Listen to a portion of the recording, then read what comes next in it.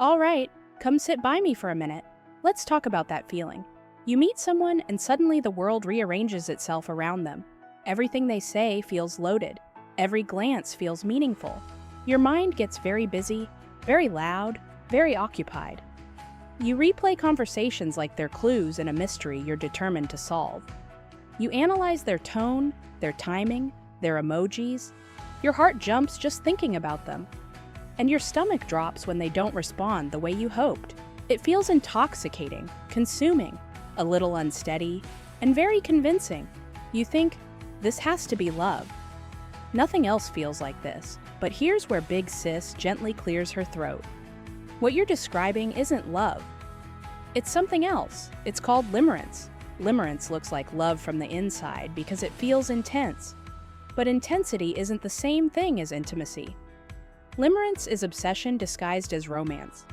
It's when your mind latches onto one person and decides, without consulting you, that they're now the emotional center of your universe. And here's the part people don't tell you enough. Limerence is involuntary. You don't choose it.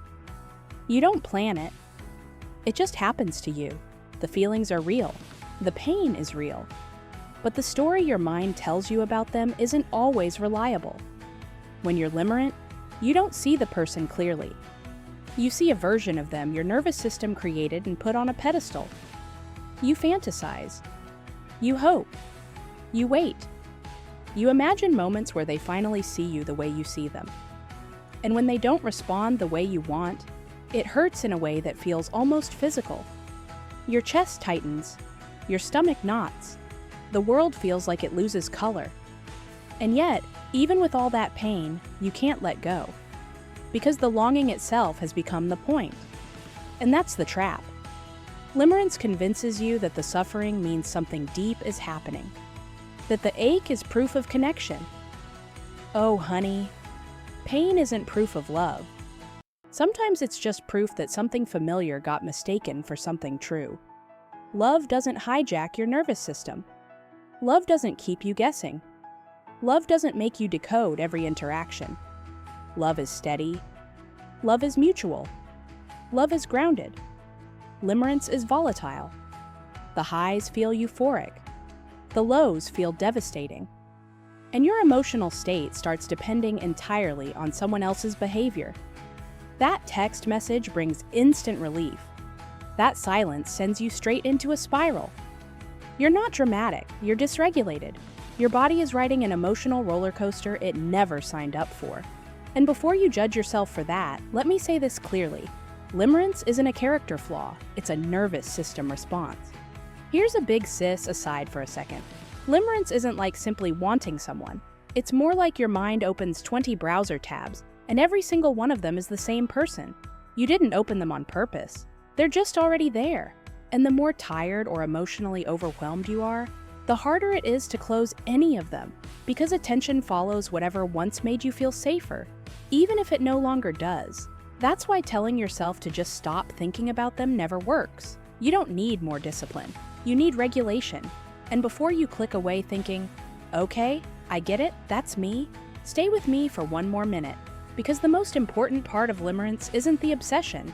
It's why this kind of attachment feels so familiar to your nervous system.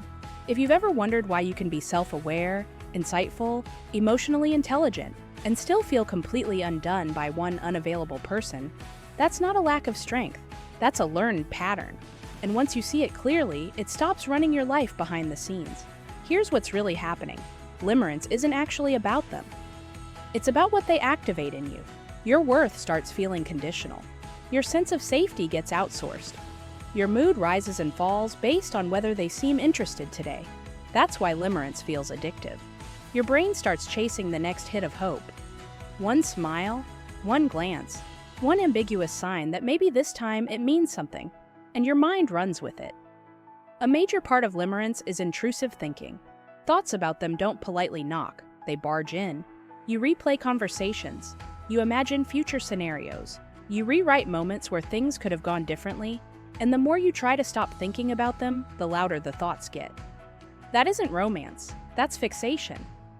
Another hallmark of limerence is the need for reciprocation, not just attraction, but emotional confirmation. You don't just want them, you want certainty. And when you don't get it, your nervous system panics. The limerent brain is constantly scanning for relief. Relief from uncertainty, relief from longing, relief from the fear of being unseen or unchosen. That's why crumbs feel huge. That's why mixed signals feel intoxicating. That's why absence can feel unbearable. Honey, listen to me here. This isn't happening because you're too much. It's happening because your system learned to survive on unpredictability. Then there's mood dependency. One kind interaction and you're floating. One unclear moment and you're crushed. You're not weak. You're wired. Limerence is also exclusive. It usually locks onto one person at a time. Everyone else fades into the background. Your emotional bandwidth gets monopolized, and woven through all of this is a deep fear of rejection. So deep that it can make you act unlike yourself. Overthinking every word. Holding back honesty. Freezing instead of saying what you actually feel. Not because you don't care, it's because you care too much. Limerence often starts with idealization. You see them as almost flawless. You overlook red flags and exaggerate compatibility. But eventually, reality taps on the glass. Cracks appear. Disillusionment creeps in. The fantasy doesn't quite hold. Sometimes limerence fades. Sometimes it turns into real connection if feelings are mutual. And sometimes it leaves emotional bruises that take time to heal. So if you've ever wondered, was that love? Well, do you want the big sis answer? The answer is no. Love doesn't make you disappear from yourself. Love doesn't feel like anxiety dressed up as passion. Love brings peace. Limerence brings chaos. And if peace ever felt unfamiliar to you, chaos can feel strangely convincing. If you recognize yourself here, please know this: you're not broken, you're not weak, and you're not alone. These patterns have roots, they make sense, and they can be untangled. So pause, take a breath, come back to yourself. You deserve a connection that feels safe, mutual, and grounded, not one that keeps you guessing and hurting. And if this put words to something you've been quietly carrying, you're not alone. If this helped you understand your experience, can you do me a favor and like the video so it reaches other people who might be stuck in the same loop and don't know what to call it yet? You can subscribe if you want more conversations like this, the kind that slow things down and help you make sense of what your nervous system's been trying to do. And if someone came to mind while you were listening, someone who's been hurting or blaming themselves, feel free to share this with them. Sometimes hearing this has a name is the first moment of relief. You can also leave a comment and share what resonated most.